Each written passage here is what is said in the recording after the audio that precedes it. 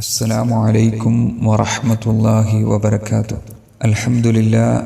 അൽഹംദുലില്ലാഹി റബ്ബിൽ ആലമീൻ വസ്സലാത്തു വസ്സലാമു അലാ അഷ്റഫിൽ അംബിയാഇ വൽ മുർസലീൻ നബിയ്യിനാ മുഹമ്മദിൻ വഅലാ ആലിഹി വസഹ്ബിഹി അജ്മഈൻ. അമ്മാ ബഅദ്.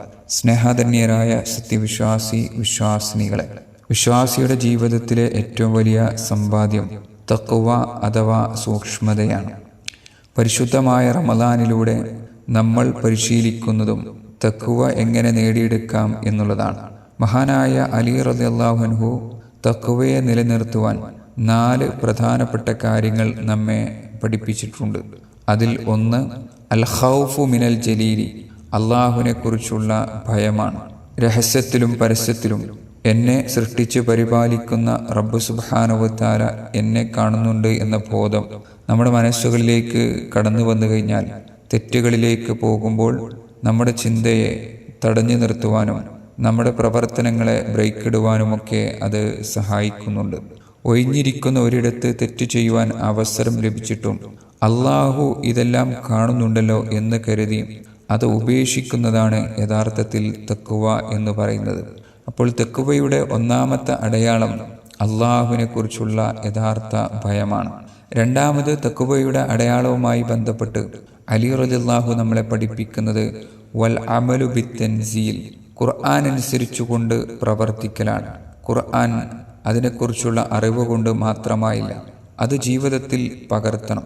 വിശുദ്ധ ഖുർആനിൽ ഹലാലാക്കിയത് പ്രവർത്തിക്കാനും ഹറാമാക്കിയത് ഉപേക്ഷിക്കുവാനും നമുക്ക് സാധിക്കണം. നമസ്കാരം, നോമ്പ് തുടങ്ങിയ ഇബാദത്തുകൾ മാത്രമല്ല, ഇടപാടുകളിലും സ്വഭാവ വിശുദ്ധിയിലും ഖുർആനിക അധ്യാപനങ്ങൾ നമ്മുടെ ജീവിതത്തിലേക്ക് കൊണ്ടുവരണം.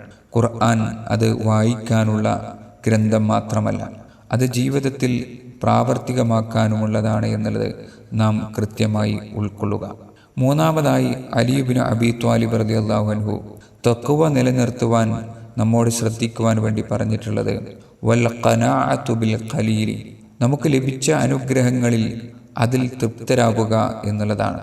ഭൗതികമായ കാര്യങ്ങളിൽ നമ്മളെക്കാൾ താഴെയുള്ള ആളുകളിലേക്ക് നമ്മൾ നോക്കുക. അപ്പോൾ റഹ്മാനായ പടച്ചറബ് നമുക്ക് തന്ന അനുഗ്രഹങ്ങളെ നമുക്ക് ഓർക്കുവാനും അതിന് നന്ദി പ്രകടിപ്പിക്കുവാനും നമുക്ക് സാധിക്കും. നമ്മുടെ ജീവിതത്തിൽ അത്യാഗ്രഹം ഒഴിവാക്കുക. മറ്റുള്ളവരുടെ കയ്യിലുള്ളതിൽ കണ്ണുവെക്കാതെ തനിക്ക് ലഭിച്ചത് അള്ളാഹുവിൻ്റെ നിശ്ചയമാണെന്ന് ഉറച്ചു വിശ്വസിച്ചുകൊണ്ട് അതിൽ മനസ്സമാധാനം കൊണ്ടുവരുവാൻ വിശ്വാസിക്ക് സാധിക്കേണ്ടതുണ്ട്. നാലാമതായി മഹാനായ അലി ഇബ്നു അബീ ത്വാലിബ് റളിയല്ലാഹു അൻഹു തഖ്വ നിലനിർത്തുവാൻ നമ്മോട് ശ്രദ്ധിക്കുവാൻ വേണ്ടി ആവശ്യപ്പെടുന്നത് വൽ ഇസ്തിഅദാദു ലിയൗമിർ റഹീൽ, മരണാനന്തര ജീവിതത്തിന് വേണ്ടി ഒരുങ്ങുക എന്നുള്ളതാണ്.